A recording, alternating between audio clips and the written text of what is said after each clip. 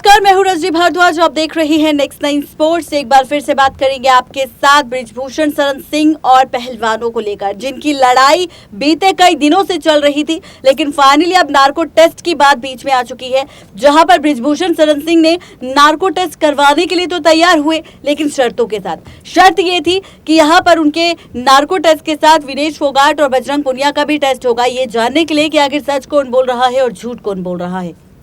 इस बीच जहां पर बजरंग पुनिया ने इस चैलेंज को एक्सेप्ट किया और वो भी अपना टेस्ट करवाएंगे, और इसी टेस्ट के साथ पता चलेगा जनता को कि सच्चे पहलवान है या फिर बृजभूषण शरण सिंह। अब इसी के साथ आपको अपडेट देंगे कि आखिर बीजेपी सरकार को लेकर लगातार सवाल उठ रहे हैं। बीजेपी सांसद बृजभूषण शरण सिंह, जिनके इस्तीफे को लेकर लगातार मांग कर रहे थे पहलवान, लेकिन अब जनता पहलवानों का सवाल उठ रहा है बीजेपी को लेकर कि आखिर पीएम मोदी और अमित शाह कहां पर है। जब से बृजभूषण शरण सिंह के मामले पर पहलवानों ने चुप्पी तोड़ी है, जब से ये मुद्दा गरमाया है, तब से ना तो पीएम मोदी का इस मुद्दे पर कोई रिएक्शन आया, ना ही अमित शाह का। सवाल ये है कि बीजेपी के सांसद और बीजेपी सरकार का हर एक नेता आखिर क्यों इस पर जवाब देने से कतरा रहा है। क्या है इसके पीछे की कहानी, देखिए। पंचायत की एक बैठक हुई है, उस बैठक में उन्होंने जो प्रमुख मांग रखी है कि सांसद जी का नार्को टेस्ट कराया जाए, और उसी पर हमने फेसबुक पर अपने पोस्ट किया है कि नार्को टेस्ट कराने में कोई आपत्ति नहीं है, लेकिन जैसे विनेश फोगाट है, बजरंग पुनिया है, या अन्य वो खिलाड़ी जिन जिन लोगों ने आरोप लगाया है, सबके नार्को टेस्ट कराया जाए। और इस आंदोलन के पीछे षड्यंत्र क्या है, मंशा क्या है, उसको जो है नार्को टेस्ट के द्वारा पता लगाया जाए, और साथ ही साथ मेरा भी नार्को टेस्ट करा लिया जाए। अब ये मांग मैं उनकी पूरी करने को तैयार हूं, लेकिन जितने भी खिलाड़ी आरोप लगाए हैं, क्योंकि आरोप मैंने तो लगाया नहीं, तो उनके भी नार्को टेस्ट कराए जाए, और साथ ही साथ मेरे भी नार्को टेस्ट कराए जाए, जिससे पता लग सके कि इस षड्यंत्र के पीछे कौन है और या सच्चाई क्या है। वो सच्चाई देश की जनता के सामने आ जाएगी, और उसके लिए मैं तैयार हूँ।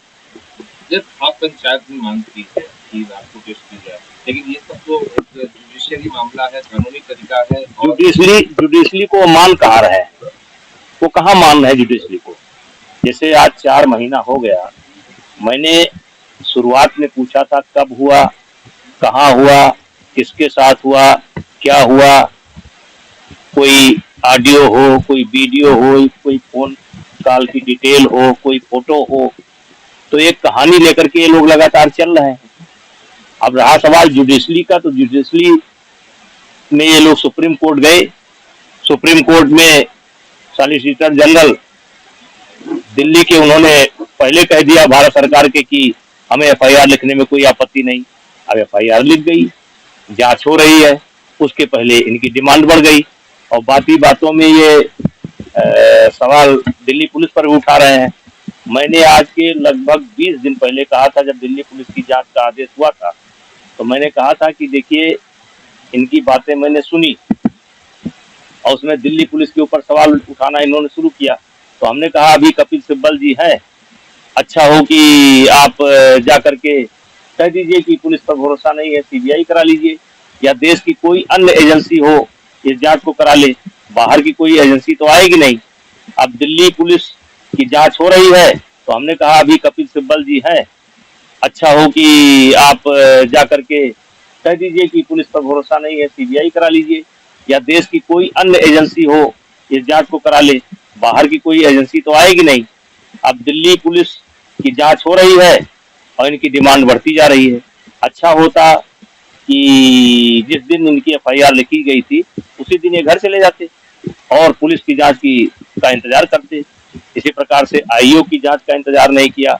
इसी प्रकार से आप देखिए कि खेल मंत्रालय की जांच का इंतजार नहीं किया, और अब इनकी डिमांड बढ़ रही है। तो अगर इनको लगता है कि नार्को टेस्ट से सच्चाई सामने आ जाएगी, तो मैं उसके लिए तैयार हूँ।